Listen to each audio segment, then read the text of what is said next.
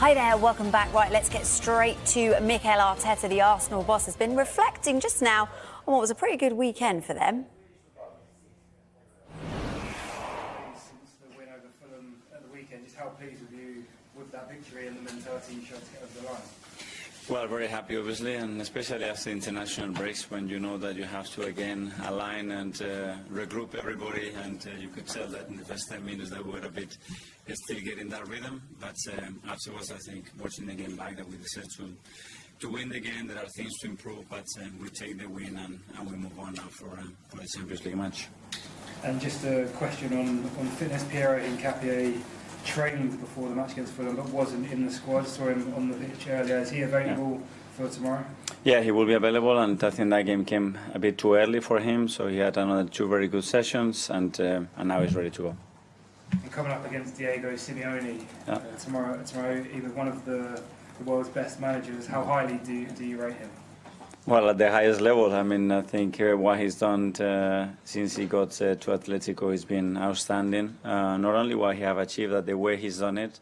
I think the identity that he has created to the club, to the team, the spirit, I think they are very simple and clear to identify, and that's because the manager is very much them. And that's extremely difficult to achieve for a short period of time, and to do it for 14 years, I think he's been there now. It's something incredible. So, yeah, a pleasure to meet him. Thank you, Mikel. We just spoke to Mikel Arteta, and he was talking about how he's been working on trying to be more calm and more relaxed on the touchline. From a player's perspective, have you noticed a change, particularly from last season to this season, in his approach? Well, I mean, you can see he is a really intense manager. He wants everything to go the right way. I see him as a really good character on the touchline. I think sometimes you need that intensity in terms of a player. Also, the crowd can see that he is committing to the team and to the results. And in training sessions, you can see that fire as well. So that's driving for us.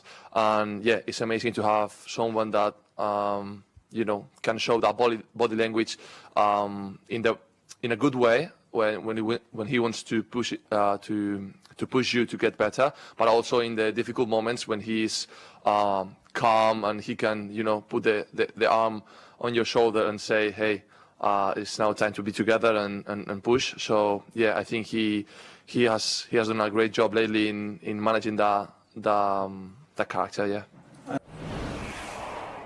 After the match, there was a picture that went round of William Saliba on the team coach already watching Atlético Madrid. How did that come about, and how pleased you see your players already turning on to the next fixture? Very pleased, because I didn't encourage it. So it came from them, and that's the most powerful thing, that a game finishes, the job is done, and we've done it, but now, okay, what's next, and what's the next challenge, what's the next opportunity? And we know that it's going to be a really tough one, so the earlier we start to think about it and prepare, the better. So I love that initiative from the players, and it tells you how much they want it and how focused they are in what is next. Garmish from Sky. Hi, Mikel. Hi. You mentioned Diego Simeone there, approaching 14 years. You're approaching 6 years at Arsenal. Do you look at Simeone as maybe an inspiration and maybe something that you'd like to do at this club? Well, obviously there is someone that I look up to and learn from it in many situations, and what is for me outstanding is his passion. I think for how long he's been in the game and in the same club with the same players, how you still have that handle and that capacity to transmit such an energy and willingness to win. And then, yeah, it's a very tough environment that we live in, and to keep convincing players, you have to be extraordinarily well. I don't know him personally, but everything that I heard about him is that he's so good at doing that. That's the reason, one of the reasons why you are able to sustain at that level. He's been linked with the Premier League on numerous occasions. Is he someone you'd like to see come to the Premier League? It's going to get tougher. We have enough and super good managers here, so I don't know. That will be completely up to him. In one day he wants to experience that. What I can say is that what I've seen, and after analyzing the team, how well they are coached. Just reflecting on your last 3 games in the Premier League, It was 1 point from those 3 games last season. You've got 9 out of 9 this time. What's changed and what lessons have you learned, not just from those games, but from last season? Well, we have to obviously get as much information as we can and understand the reasons why we dropped certain points there, and then try to implement them. But to be fair, sometimes from a draw to a win, there are details and things that have to go your way. But it's true that the team shows a different kind of maturity, threat, and probably conviction at this stage. But it's still very early. We have to do it now for another 30 games, and that's going to be the objective. You say it's very early. The bookies have already made you the favourites for the title. Do you embrace that? And do you think you are the favourites now? The only thing that I embrace is when I see the team, the energy, the temperature, the commitment, and the quality that they can deliver, that it gives me that conviction that we can go all the way. But that's it. That's just a feeling that the next day you have to prove it, the next training session you have to prove it, and nothing else, and we cannot be busy thinking about those topics. Thank you. Simon Standard. Okay, just on carry on with Simeone, when you started here, did you look at the way Atletico, how he sort of moulded the club's culture in his image, and you took from that something you wanted to do when you tried to mould the culture here? No, I think I got that done more through my experiences and my beliefs, and especially my understanding of Arsenal and this football club I am experiencing here, because I think to put a different context to this one, it's extremely difficult, and at the end I think you have to be authentic to your beliefs, your way of dealing with people, especially, which is the most important thing when you talk about culture, and slowly, yeah, you have an idea and you have to, after through that, sometimes change a little bit the trajectory to understand what is the best for the club. I just want to ask you one on the defence. Obviously, the numbers have been incredible this season. We've seen Gabriel Heinze, who joined in the summer. We see a lot of the warm-ups in working with the defenders, very animated. What's he sort of brought to the defence this season, and what's he like as a coach that he's added to your set this year? Well, I think that's something very, very collective with all the coaches, with the players, with their commitments as well. And Gabi added something different, that willingness to will, I think. And now we've seen that obviously through his career, that experience to win and to elevate somebody's level and ambition and drive to the highest limit. And he's extraordinary at that. Tom, football. Hi Mikel. Of course, one of your main title rivals the weekend failed to win, Liverpool against Manchester United. Do you ever notice on the training field after one of your main rivals has failed to win that your players perhaps have a bit more of a spring in their step during a training session? I haven't noticed that, but obviously there is a lot of narrative afterwards. But that's it. I mean, every game in this league, it's a must-win and a very difficult game to win. And we all, I think, very appreciative of that. So you don't get carried away with any of that.